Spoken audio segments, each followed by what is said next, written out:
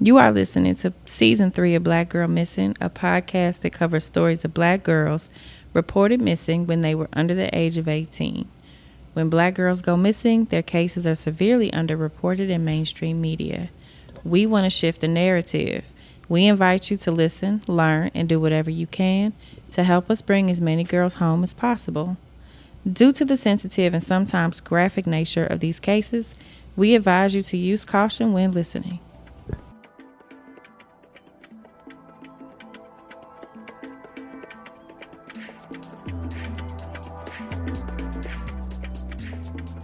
Hey y'all, welcome back to Black Girl Missing. I'm Nikki. I'm Asa. And I am Feminista Jones. Whew, how are you? How you guys doing? Girl, it's hot outside. Yeah, that's Audience. I really gotta the say only something, answer. audience. Y'all, so we sit on these videos and we look at each other, and you all can't see, but I see two tired women who are just like, you know what? To hell with it all, and I relate. I'm relating hard right now. Oh, It's hot and gosh. people on the internet are annoying. It's been a No, they day. are. That's really They it. are. They're wearing the chin straps, chin strap Oh masks, God, That's driving why me even nuts. and social bother? distancing is two It 2 inches these truly. days. It's 2 days. Oh, We're For recording the this on a full moon. listeners, for the You know, listeners who are not aware, we tend to record on weekdays in the evenings after we'd all been to work all day. And today was like a day.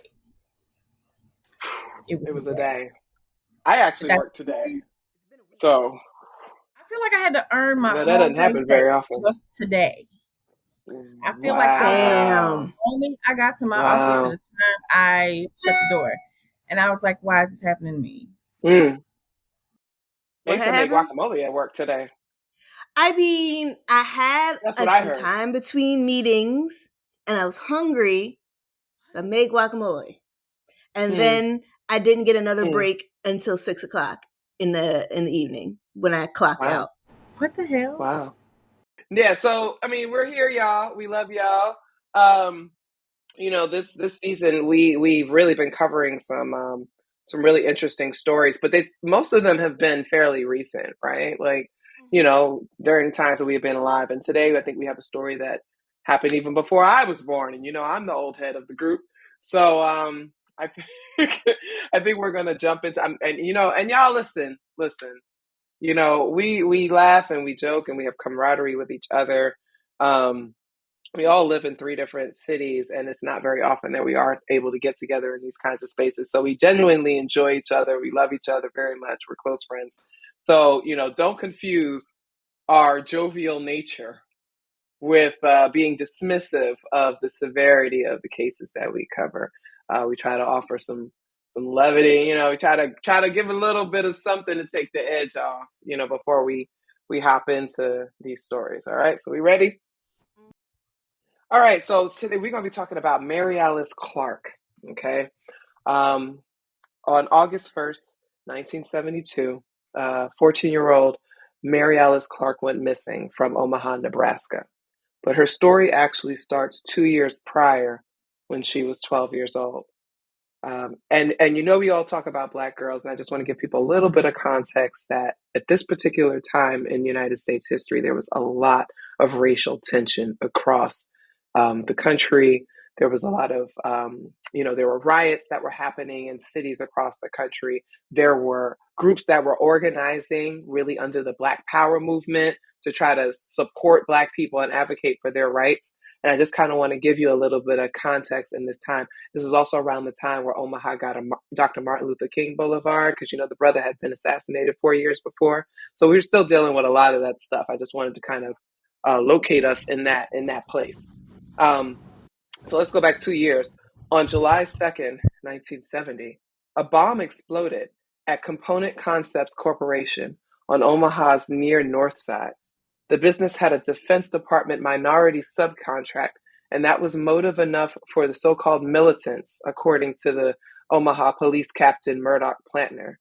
The Negro operator had just completed arrangements to move to a newer, larger building.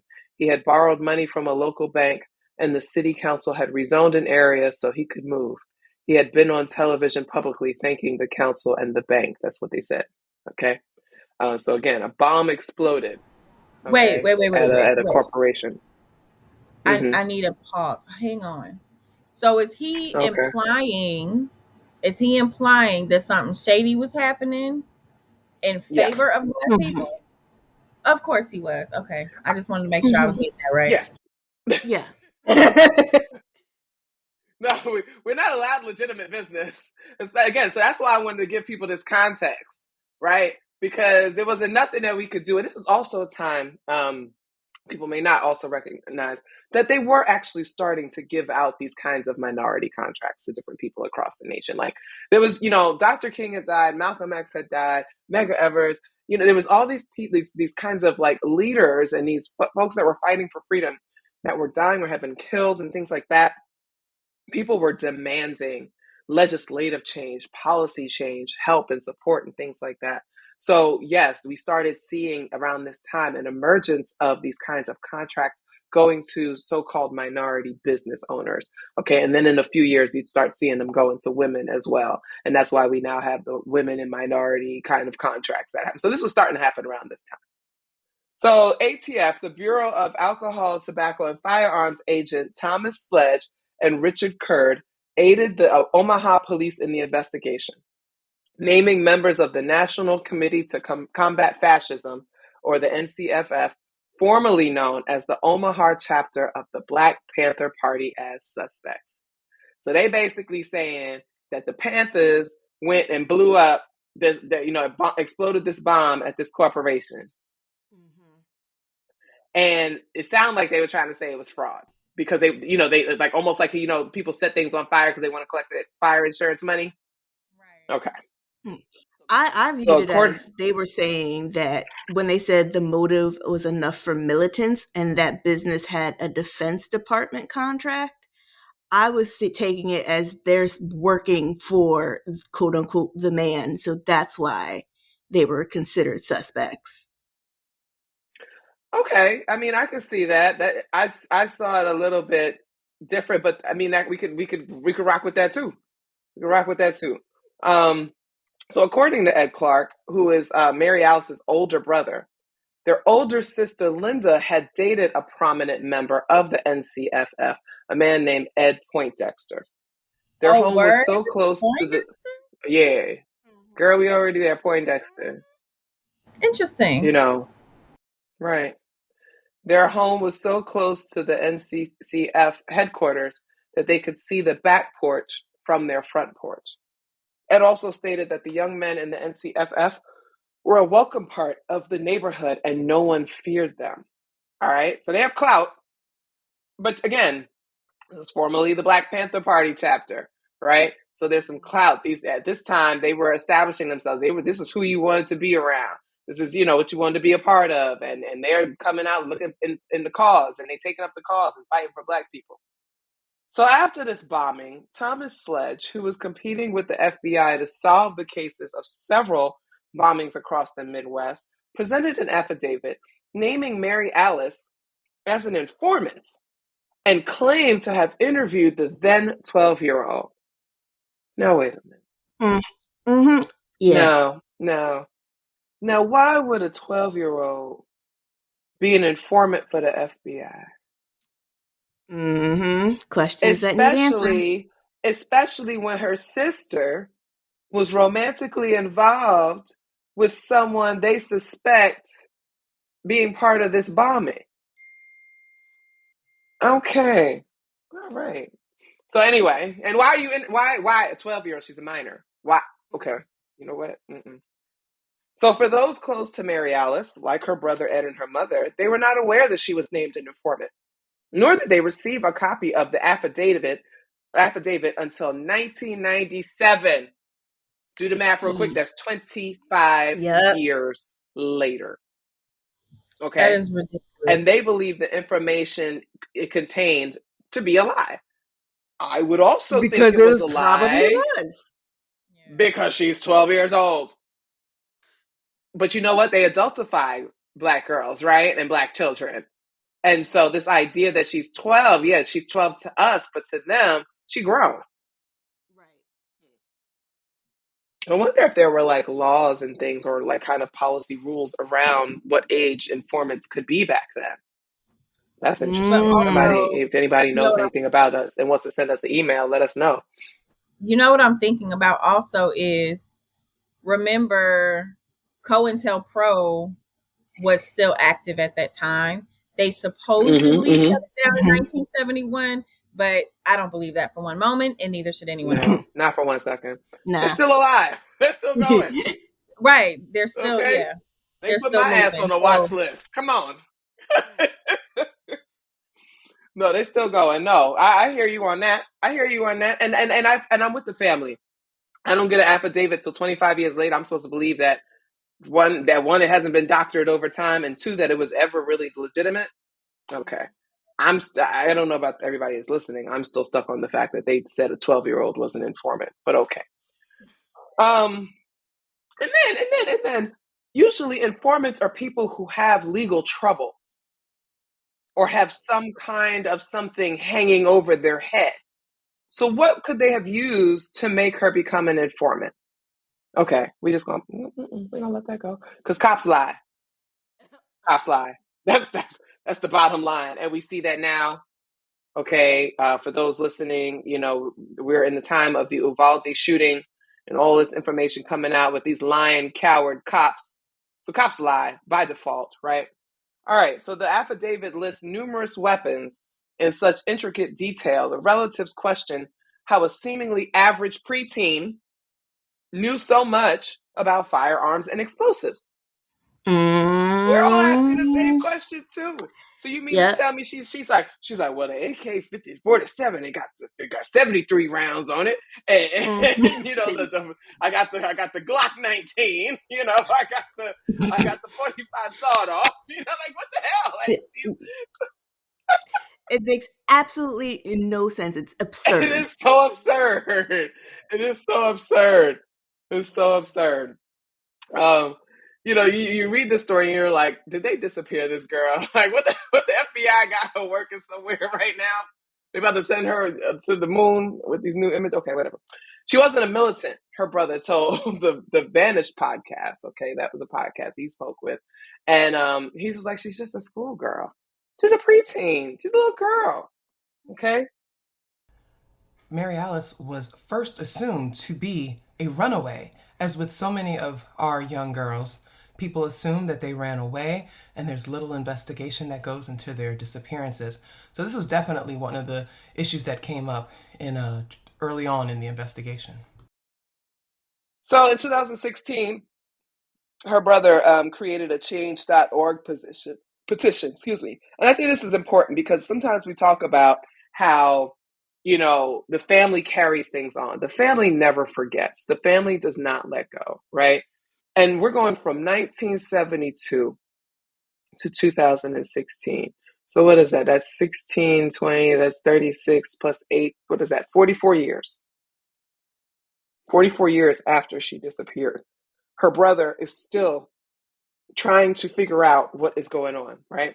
So he writes, please join me in asking President Obama to direct the Attorney General and the Inspector General of the Department of Justice to investigate ATF agent Tom Sledge and the Omaha ATF records from 1970 to determine if my sister was a victim of the nationwide effort to eliminate the Black Panther Party. It is a crime to lie on an affidavit. Sledge should have been investigated and fired in 1970 over this affidavit.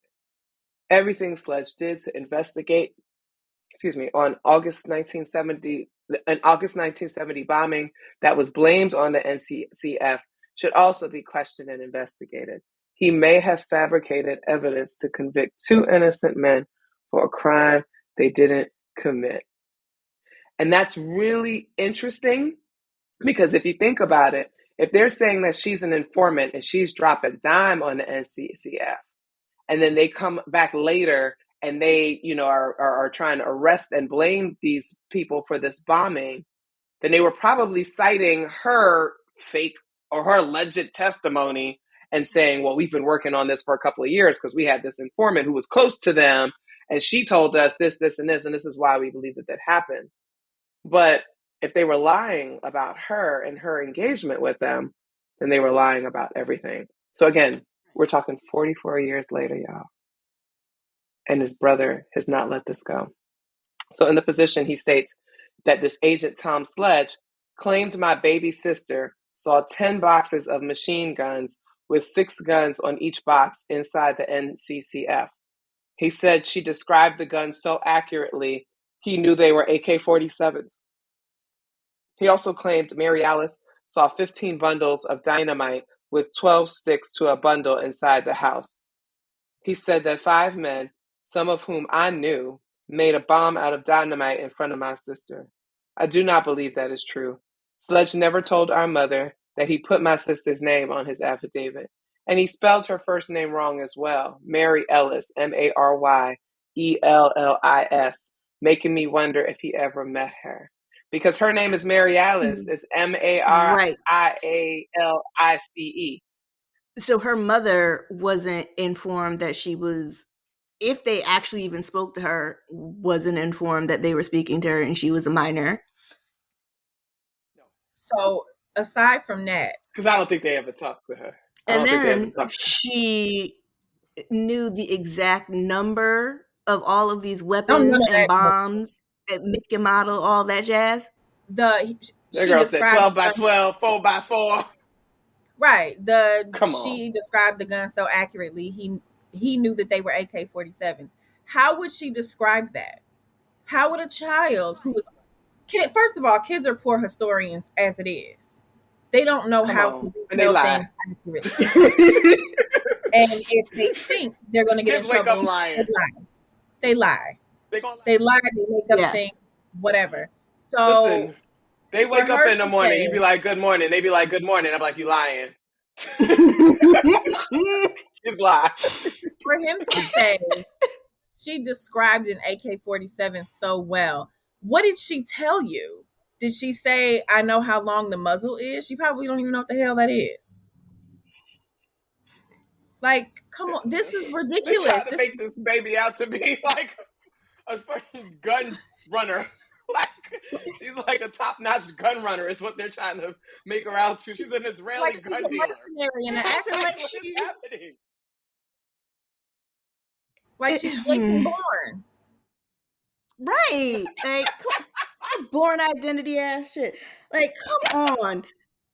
This is why I view law enforcement the way that I do, is because they do shit like this. This does not make any sense. It is not accurate. Like, I'm listening to you describe what's in a petition and an affidavit, and none of the shit adds up. You gonna tell me a 12-year-old? None of it. And when did when did she have time to count these boxes of guns? Hello. But the fact that we see this is bullshit just from reading this a little bit, but this was enough to get people convicted. Yep. So how many people were, because that's how the system was, off of this foolishness? How many people exactly were convicted? And I mean, this is where a lot of our abolitionist views come from, because it's bullshit. Period. It's like, whatever you say somebody did, this is what your proof was. This has been going on since then, right? And so we still have people from this time sitting in jail to this day, people who are in exile to this day because of these tactics and because of these practices. So many of our people were treated like this. No, the coerced confessions, torture, disappearing people, falsifying documents and affidavits, being surveilled, having things planted on them, all kinds of things. And this is a 12-year-old Black girl. Who's gonna care about her enough to be like, let's actually double check this? It doesn't matter to them because all they see is another little 12-year-old N-word that they're going to grow up and that they're ready to take and use for target practice. That's all they care about. And so the fact, and then you look, and then we, go ahead. As long as there's somebody who is about to be responsible for this, it don't matter. It don't matter if it's the right person or not. And they look at it as, even if it's the wrong person, it's still one of these people that we want to get off the street anyway. Mm-hmm. Yep. It's still one of them. And the thing is, it's still one of us.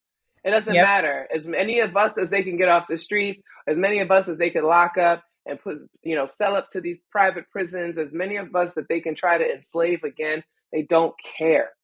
And unfortunately, our children are vulnerable targets and have been for decades, right? So let's get back to the story.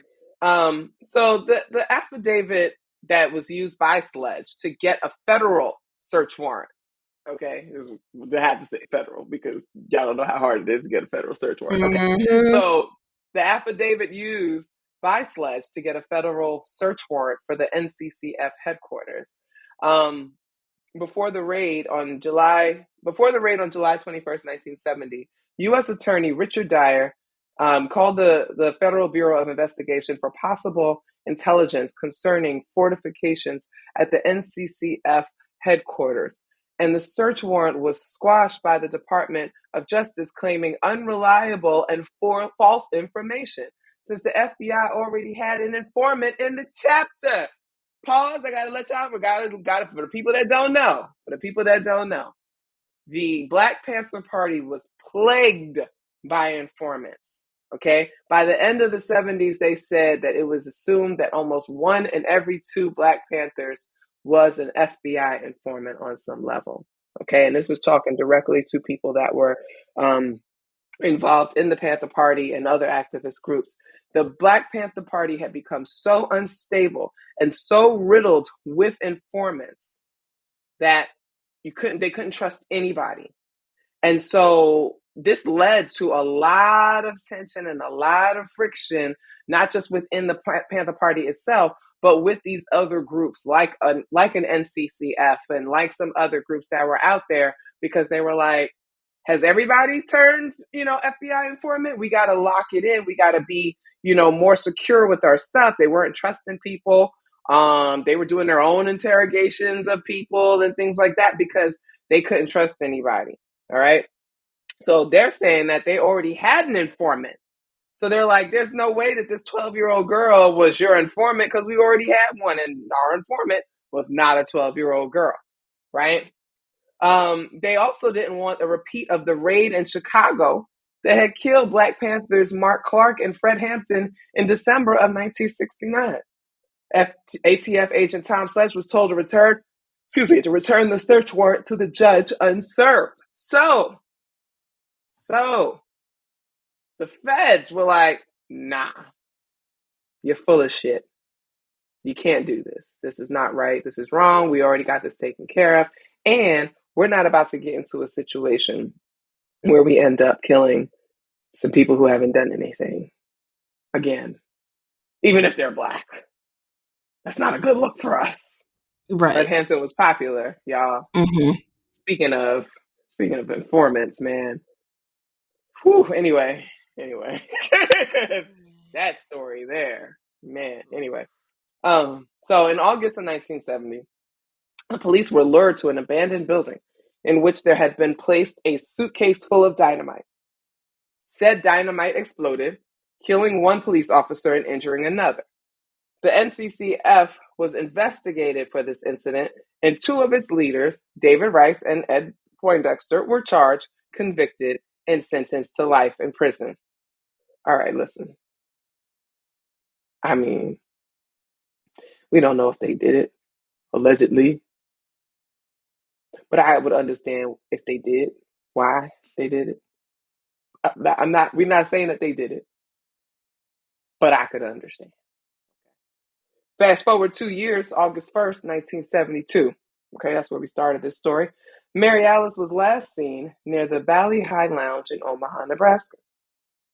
She got into a car with license plates from Chicago, Illinois, and has never been heard of from, again, excuse me. The car has never been found, and Marialice still remains missing. In 1980, Marialice's mother petitioned the court to declare her dead. Marialice was 5'2" and weighed 130 pounds at the time of her disappearance.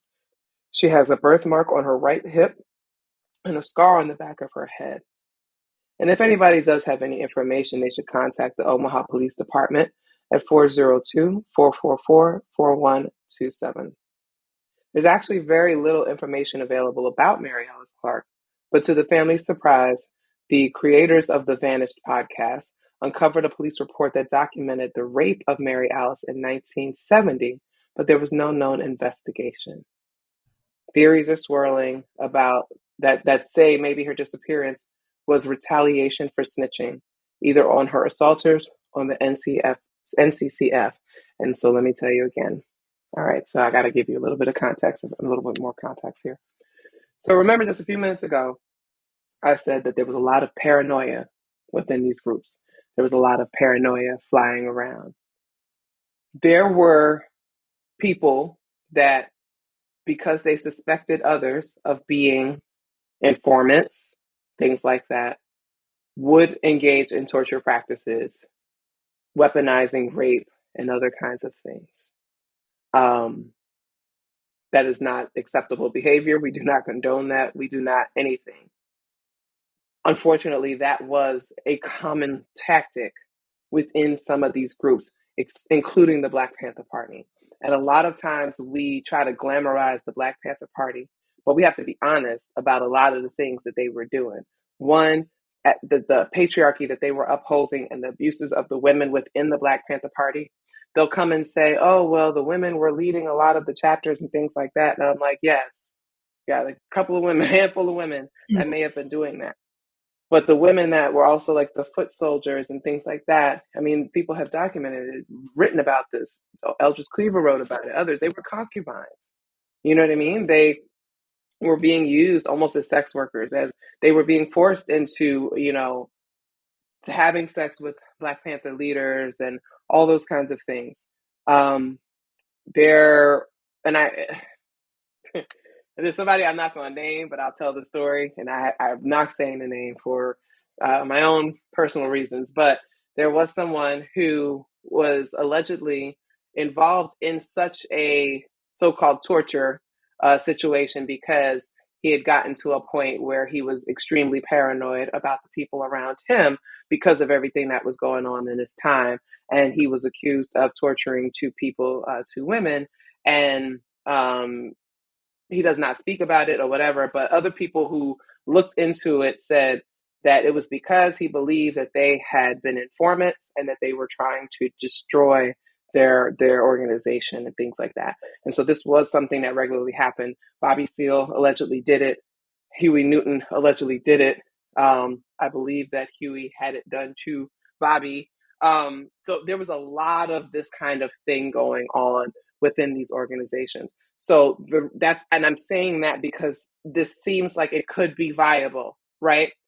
If word got out that Marialice had been an informant, right? Even if they hadn't seen an affidavit or anything like that, even as ridiculous as it sounds, it is definitely feasible that members of the local group would torture her, beat her, try to get information out of her, even kill her, because they believed that she was snitching on them.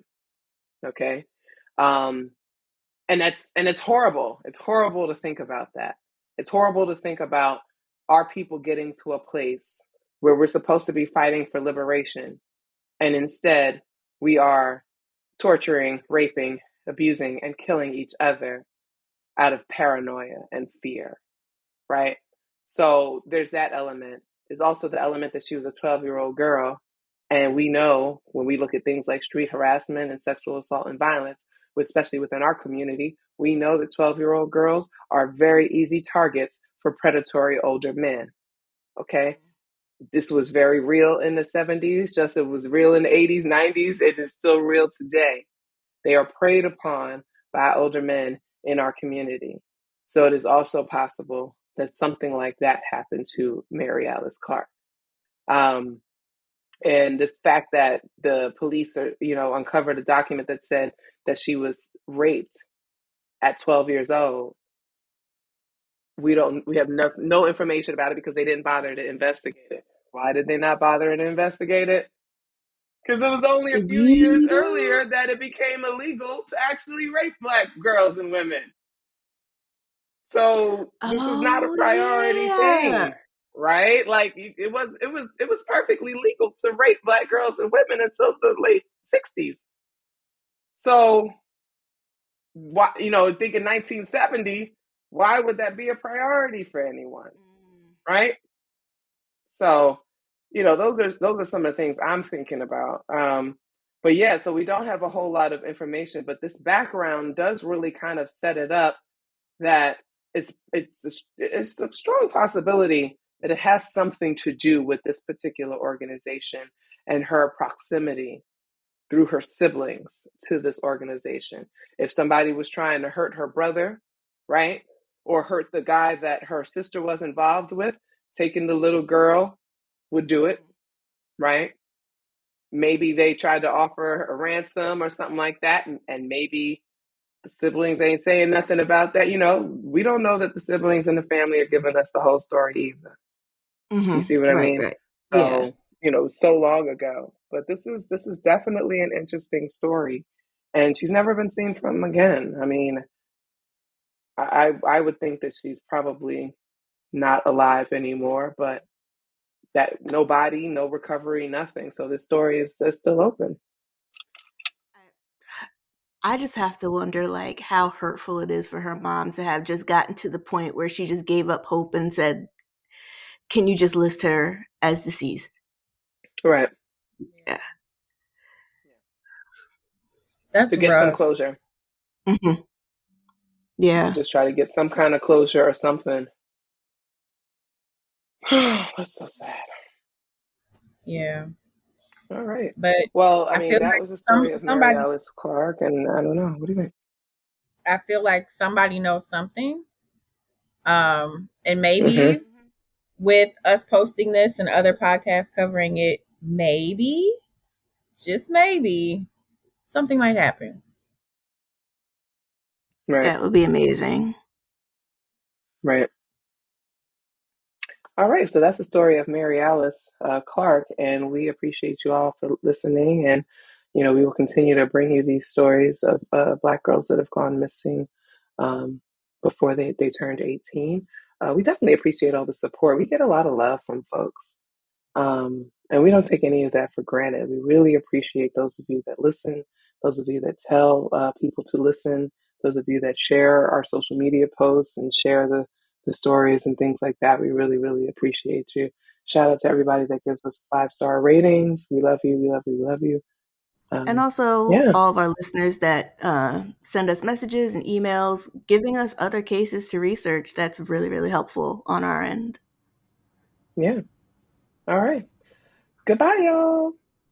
Bye. See you next time. Bye.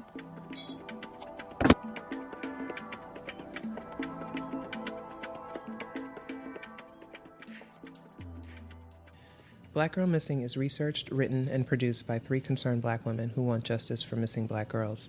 You can find us wherever you listen to your favorite podcasts. Please remember to subscribe and leave a review on your favorite platform so that we can keep bringing you stories of Black girls that need to be told.